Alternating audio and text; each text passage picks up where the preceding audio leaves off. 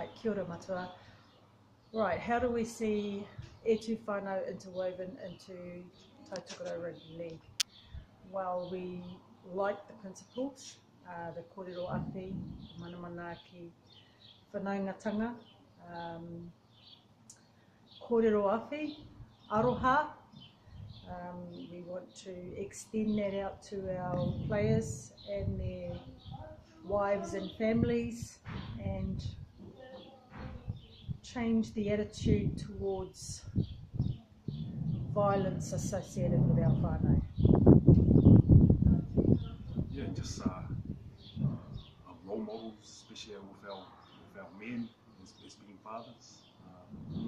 Just changing their mentalities and what they can give to their fathers, especially with wahines, in terms of the violence, and